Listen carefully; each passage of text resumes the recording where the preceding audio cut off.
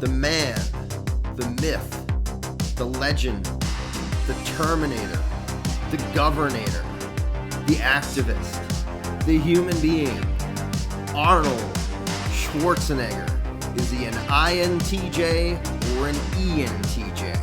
Stick around. Hey, Scott here from whattype.com, and in this video I'm going to break down Arnold Schwarzenegger's Myers-Briggs type. If you're new to Myers-Briggs and any of this is confusing to you, you can go to whattype.com/beginner to get up to speed on the terminology and the theory. If you're into Myers-Briggs, but you're not entirely sure what your type is and you'd like some help, you can go to whattype.com/mytype to learn how I can help you with that. And if you're interested in being able to figure out the Myers-Briggs types of friends and celebrities, you can go to whattype.com/typing. If you go to Google right now at the making of this video and you type in Arnold Schwarzenegger Myers-Briggs type, the results make it look like Arnold is an INTJ, as if this is some sort of a fact. But if you dig in a bit, you'll find that there's no real argument that's been presented, at least on any of the sites that list him, for him being an INTJ. And if you look at some of the other results, you'll see that there are a number of sites who list him as INTJ and a number who list him as ENTJ. This being the case, I thought Arnold would make for a great subject for a type breakdown video. First, I want to say a few words about Arnold and why I think he's interesting and worth making a video about in the first place. Then I want to talk about some of the similarities between INTJ and ENTJ. Then I'll get into some of the differences, just looking at the basic introvert-extrovert difference between INTJs and ENTJs. And then we'll get a little advanced and talk about the cognitive functions and how these show up in ways that you can observe even on YouTube videos. Arnold had what I think most people would consider a challenging childhood. He grew up in poverty in rural Austria as the son of an abusive former Nazi stormtrooper who heavily favored his brother over him, perhaps because of suspicion that Arnold wasn't really his child. Arnold didn't have running water or a refrigerator or a TV or a telephone growing up. When he was 15 years old, Arnold read about Reg Park, who was a bodybuilder and movie star. And Arnold just latched on to this vision. This was his role model. He decided that he was going to become a great bodybuilder and movie star, and this was going to be his ticket out of Austria and out of this difficult life that he knew. So let's talk about some of the personality traits that helped get him there. Now, specifically, I'm going to talk about traits that are common for both INTJs and ENTJs. So these are NTJ traits that Arnold used to become successful. Number one, visualization. Many NTJs are very good visualizers. They're very good at seeing a goal and then breaking down the steps that it will take to achieve it. I alluded to it earlier, but this is Arnold in his own words talking about what it meant to discover Reg Park, who became his role model, and how that influenced his life. And as I read, I became more and more certain about my own future. As I read this story, I was so excited, so interested. I knew exactly that I wanted to become another Reg Park. I know he laid out the blueprint for my life, basically. I could see myself, I could visualize myself clearly to be a champion on that same stage where he won the Mr. Universe, and then to move to America, then get into movies, and then become rich and famous. Number two, strategic rule breaking. Many NTJs will learn the rules of a particular arena and then break those rules strategically as they deem appropriate or as they see fit or necessary. This differs from a typical STJ approach, whereas STJs will more likely learn what the rules are of a particular arena so that they can follow them well in order to be successful. And of course, rule number two is break the rules. We have so many rules in life about everything. I say break the rules, not the law, but break the rules. It is impossible to be a maverick or a true original if you're too well behaved and don't want to break the rules.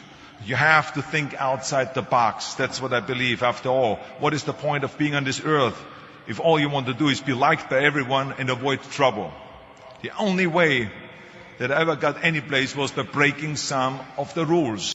Number 3, emotional invulnerability. NTJs are typically not very comfortable being emotionally vulnerable. This tends to be more of a blind spot. They typically would tend to prefer operating in their realms of strength, which is going to be more in the world of logic and often business and just sort of strategic thinking. There are exceptions to this. Certainly people that they're close to will tend to see more of their vulnerable signs. But for a lot of NTJs, it really takes a lot for them to show that to people in general.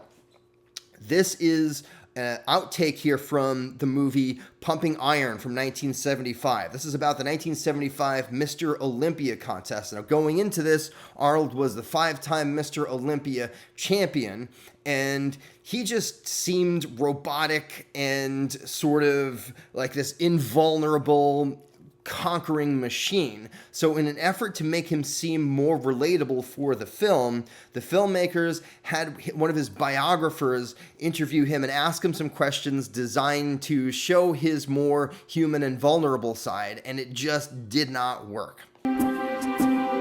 For some reason, maybe it has to do with competition, you just clamp down that capacity on yourself. If you carry it too far, what it winds up doing is just cutting you off from the possibility of having a really fundamental reciprocal human relationship with somebody else. So what? You don't care about that? No. Now let's talk about some of the differences here between INTJ and ENTJ. I want to start by talking about just basic introvert-extrovert differences.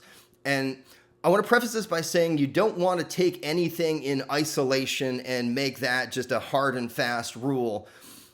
It's part of seeing a bigger pattern. Everyone is unique, everyone is complex, and when you're assessing someone's type, you want to look at the broader picture. You want to be able to see enough different things that you can come to a conclusion. So with that being said, I want to start with an anecdote from my own life, and I want to talk first about myself as someone who likes to go to the gym. When I go to the gym, I go by myself. I don't like to talk to anyone. I listen to music in my headphones, my earbuds, and I psych myself up. I don't like to have partners. To me, it's just a distraction. This is not going to be the case for all introverts, but I want to kind of show a stark contrast here. A few years back, I moved to Santa Monica, California, and I got a membership to Gold's Gym in Venice. Now, this is the gym that Arnold used to work out at when he first moved to America in 1968, and all the way through his, the height of his career as a bodybuilding champion, this was where he worked out. So I got my membership to the gym online, and I walked in person for the first time, and I couldn't believe it. The first person through the door was Arnold. And it just turned out that we happen to have the same workout schedule. We started at the same time, 7 a.m., pretty much every day. So I got to see him several times a week. And he would bike down from his home in the Pacific Palisades, I think it was about 5 miles, to a public gym, always with at least one person. And then when he got there to the gym, he was the mayor of Gold's Gym, probably still is. He loved it. He loved talking to people. He never pushed anyone away or anything like that. He enjoyed it. He did this on purpose. He could do whatever he wanted. I think that's a pretty good clue that he's an extrovert. Now I'm going to roll a clip of him chatting up some cops in Venice. I get the impression that this is the sort of thing that he just loves to do. This is just, as far as I can tell, who he is. And then the police usually always comes right by here. They love it. Look at that, she's so friendly. She now says to herself, wait a minute, is he really driving? Where is the drive? Is it forbidden to drive? I said, yes, I am. How are you doing? You smile, of course, a lot. You always smile when you talk to officers and stuff like that. I did that then already. I smiled a lot always at the officers. So maybe hi to the officers. They maybe are interested in talking a little bit and schmoozing.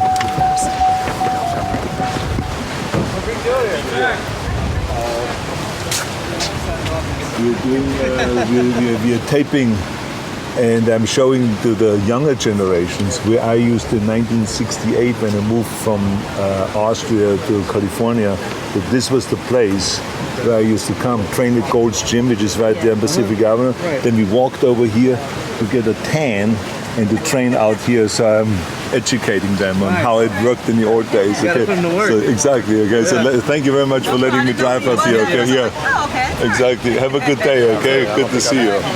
Now I'm just going to roll some videos of Arnold just holding court. As a confident extrovert, this is something that he does well and clearly seems to enjoy. Oh yeah, I'm pumped up already. Okay, let's see the arms. You all look all pumped up. Very good. Just give me 5 push-ups. 1, 2. I knew it. Bring it up. And they're beautiful girls, huh? Using the water. Where's my water? What about the sun? You guys are slacking off on the sun. What about the mic? The mic is a little bit high. Where's my seat? It's like the whole thing. Well, he's sitting on a table. Yeah, everything is wrong. You pretend everything is wrong, and we have to start all over again.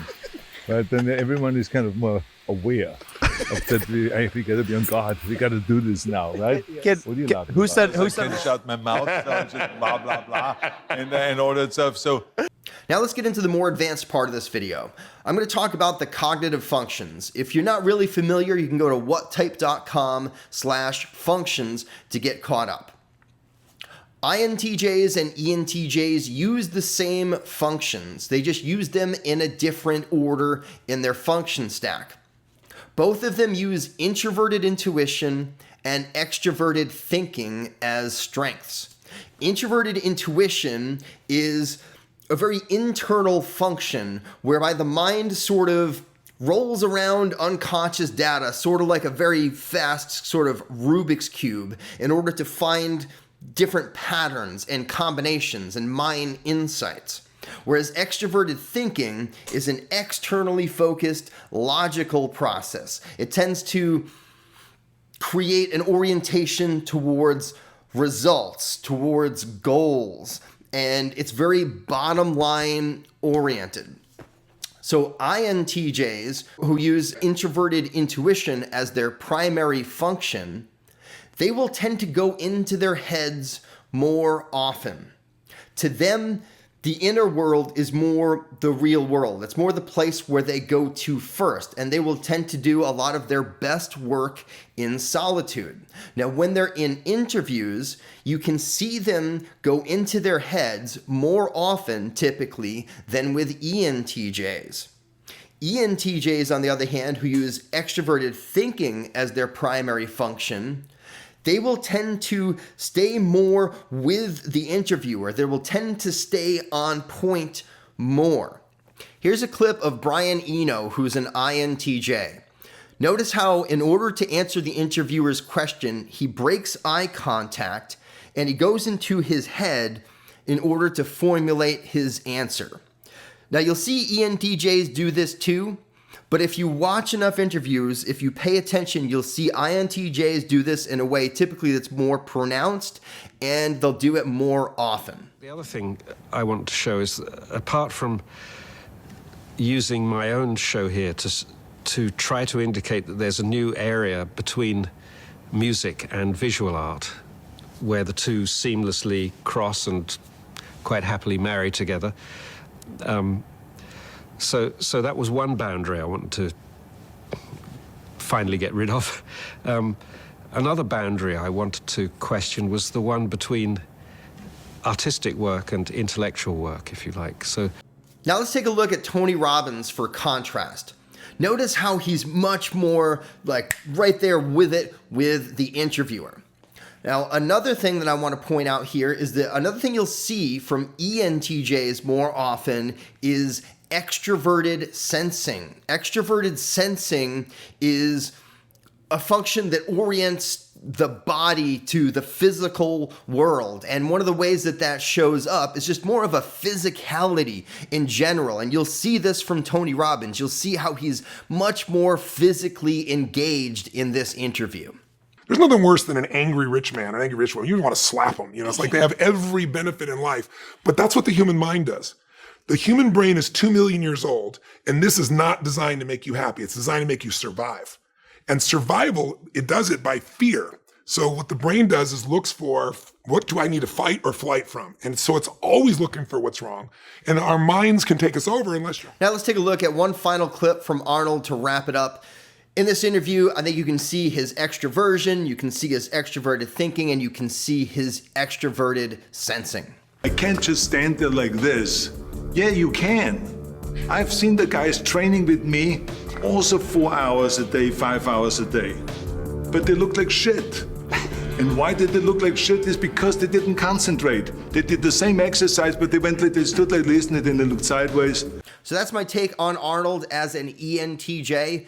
If you'd like to be able to break down the types of friends, family, and celebrities, you can go to whattype.com/typing for some tips that you won't find anywhere else. If you'd like me to help you figure out your Myers-Briggs type once and for all, you can go to whattype.com/mytype. If you like this video, don't forget to like and subscribe, and I will see you in the next video. Thank you.